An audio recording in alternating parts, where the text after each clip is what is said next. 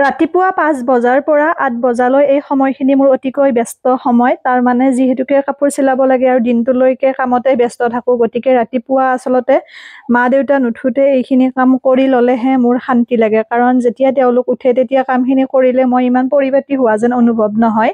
আৰু বহুতে daily blog দিয়াৰ কথা কয়, আচলতে দিনটোলৈকে মোৰ কোনো তেনেকৈ এইখিনি কাম নাথাকেই। কাৰণ ৰাতিপুৱা 5 বজাৰ পৰা 8 বজাৰ ভিতৰতে মই এই কামখিনি শেষ কৰোঁ। এতিয়া কেতিয়াবা এদিন দুদিন দেৰি হয় উঠোতে, যদি ৰাতি মই 2টা-2:30 বজালৈকে কাম কৰোঁ। এনেতো নৰ্মেলি 12 বজালৈ বা 12:30-1টা বজালৈকে কাপোৰ চিলোৱাই হয়। ৰাতিপুৱা উঠিছোঁ এয়া 5 বজাতে, আৰু ইমান ভাল লাগে এই পৰিৱেশটো। উঠিয়ে তাৰমানে মই কাপোৰখিনি প্ৰথমতে চাৰ্ফত দি দিছোঁ, কাৰণ অকণমান ধুব লগা আছিল, আৰু কাপোৰখিনি চাৰ্ফত দি পেলাই মই বাকীখিনি কাম ধুনীয়াকৈ কৰি ল'ম। আজি ভাবিছোঁ আপোনালোকৰ লগত দেখুৱাওঁ, কাৰণ ডেইলি ব্লগৰ কথা কয়, আৰু ৰাতি যিহেতু এইবোৰ অকণমান লেতেৰা হৈ থাকে, ৰাতিপুৱা উঠি মই পানী মাৰি পেলাই ধুনীয়াকৈ পৰিষ্কাৰ কৰি দিওঁ। তাৰপিছতহে মনটো শান্তি লাগে, কামবোৰ কৰি ভাল লাগে, সেইটো কথা। আৰু ডেইলি ব্লগ বুলি আচলতে দেখুৱাব লগা তেনেকৈ নাথাকে, প্ৰত্যেকেই কৰে এইবোৰ কাম। কোনোবাই দেখুৱাই আৰু কোনোবাই নেদেখুৱাই, যিহেতুকে ভিডিঅ' বনাই আহিছোঁ, আৰু সেই হেতুকে আপোনালোকৰ অনুগ্ৰহবোৰ ৰাখিব পাৰিলে ভাল লাগে। কিন্তু যিহেতুকে ধৰি লওক মোৰ ভিডিঅ'ৰ কণ্টেণ্টটোৱে বেলেগ, আপোনালোকে কিবা এটা শিকিব পাৰিলে তেনেকুৱা ধৰণৰ ভিডিঅ' এটা দি মোৰ ভাল লাগে। কিন্তু এইবোৰৰ মাজত তেনেকৈ শিকিব লগা কিবা থকা বুলি মোৰ মনে নকয়, আৰু সেইবাবেই মোৰ দিয়া নহয়। তথাপিও কেতিয়াবা ধৰি লওক 2-3 মাহৰ মূৰত এটা দিওঁ, আৰু এয়া দেখিছেনে অকণমান মানে শেলাই পৰা যেন লাগিছিল। যিহেতুকে মা-দেউতা আছে, পিছল পৰিব পাৰে, গতিকে মই শেলাই পৰিব নিদিওঁৱে। কেতিয়াবা বহুত বেছি কামৰ মাজত থাকিলে ৰৈ যায় কিছুদিন, কিন্তু পৰালৈকে মই শেলাইটো পৰিষ্কাৰ কৰি থাকোঁ। আৰু সৰু ল'ৰা-ছোৱালী থকা ঘৰত পৰালৈকে ধৰি লওক দমকলৰ পাৰতে হওক তেনেকৈ শেলাইটো পৰিব দিব নালাগে। আৰু এয়া চোতালখিনি মই সাৰি দিছোঁ, যিহেতু আমাৰ এৰিয়াটো ডাঙৰ হয় যথেষ্টখিনি। সন্মুখৰ ফালে চাফ চিকুণকৈ ৰখা হয়, বাগিচাৰ নিচিনা আছে, আৰু বেক চাইডত পুৰা বাৰীখনো আছে। যিহেতুকে বহুত ডাঙৰ এৰিয়া হ'লেও অকণমান দিগদাৰ হয় গোটেইখিনি মেইনটেইন কৰাটো বা চাফ চিকুণ কৰাটো, তথাপিও যিমান পাৰি পৰিষ্কাৰকৈ ৰখা হয়। এয়া গোটেইখিনি মই চোতাল সাৰিলোঁ। আজি অকণমান দেখুৱাই দিছোঁ আপোনালোকক, সেইটোৱে। আৰু বহুতে ধৰি লওক হোম টুৰ বা তেনেকৈ ডেইলি ব্লগ এইবোৰ বিচাৰে। আচলতে বিচৰাটো ভুল, কিছুমান বস্তু আমি নিজে বেয়া কৰোঁ, আৰু তাৰপিছত যেতিয়া ধৰি লওক মই যদি ৰেগুলাৰ এইবোৰ দেখুৱাবলৈকে লওঁ, তেতিয়া আপোনালোকৰে বিৰক্তি লাগিব, বহুতে ধৰি লওক বেয়াকৈ ক'ব, গালি পাৰিব, নহয়নে? আচলতে সোধাটোৱে ভুল। সেইবাবে যিটো বস্তুৰ পৰা কোনো ধৰণৰ ধৰি লওক উপকৃত নহয় বা তাৰ পৰা একো শিকিব লগা নাথাকে, তাত আচলতে একো নাথাকে ভিডিঅ' এটাৰ মাজত। এতিয়া যদি কিবা এটা ক্ৰিয়েটিভমূলক বস্তু মই ঘৰখনত বনাওঁ, সেইটো দেখুৱাটো বেলেগ কথা।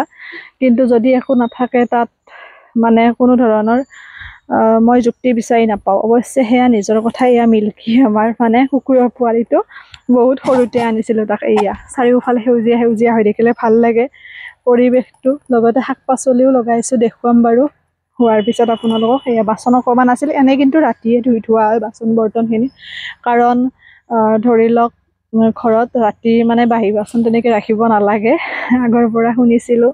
সেই হেতুকে ৰাতি ধোৱা হয়। ক'ৰবাত কেতিয়াবা এখন থাকিলে পুৱাই সেইখিনি ধুই দিওঁ ভালকৈ বাহিৰত আনি, সেইটো কথা।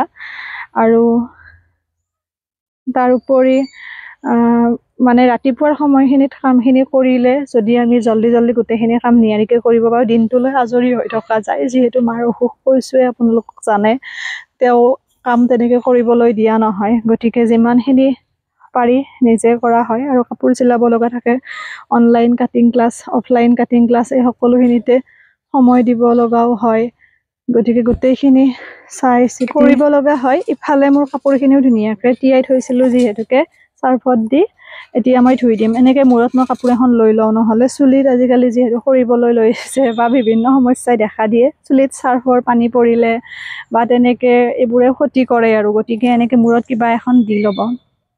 এয়া ধুনীয়াকৈ কাপোৰখিনি ধুই দিলোঁ। তাৰপিছত এতিয়া আহিছোঁ ঘৰ সৰা মচা, এইখিনিও কৰিব লাগিব নহয়। গোটেইখিনি মই দেখুওৱা নাই আপোনালোকক, অকণমান স্কিপ কৰি দেখুৱাইছোঁ।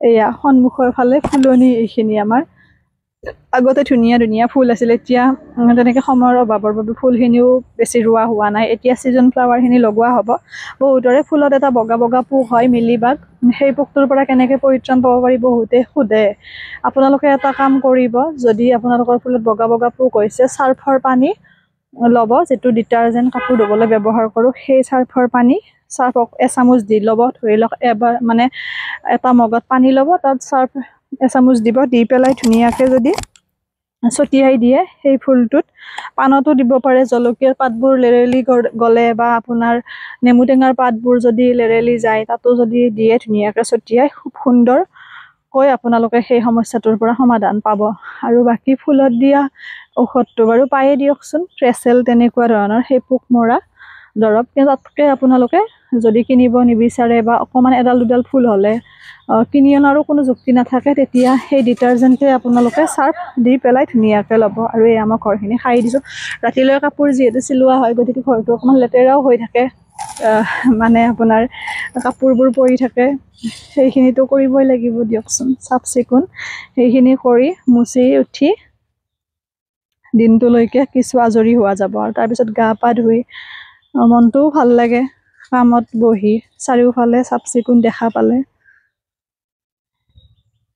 এয়া মুচি দিছোঁ এইখিনি এটা পাৰ্টহে আপোনালোকক দেখুৱাইছোঁ বাকী পাকঘৰ বা মা দেউতা থকা ঘৰ সেইবোৰ মই মচা সৰা দেখুওৱা নাই বহুত দীঘল হৈ যায় ভিডিঅ'টো একেখিনি কামকে ঘৰটোও মচি ল'লোঁ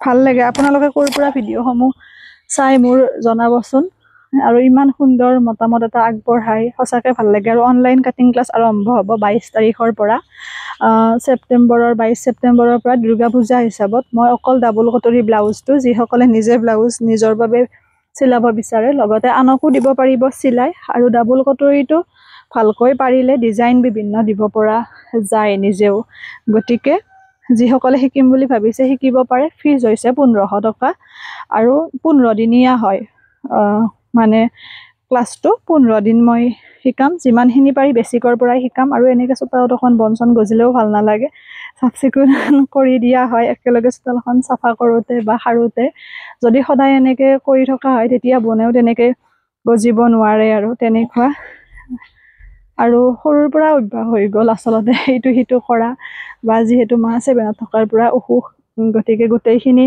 পৰা হ'লোঁ আৰু এতিয়া তাৰপিছত এতিয়া এয়া গৰু উলিয়াইছে দেউতাই উঠিছে আৰু এতিয়াই তাৰপিছত মই এতিয়া খুব ধুনীয়াকৈ ভগৱানক অকণমান সেৱা কৰি চাহ খাম খাই পেলাই কাপোৰ চিলোৱাত লাগিম বাকী আপোনালোকক লগ পাম কেনেকুৱা পালে জনাব আজিৰ ডেইলি ব্লগটো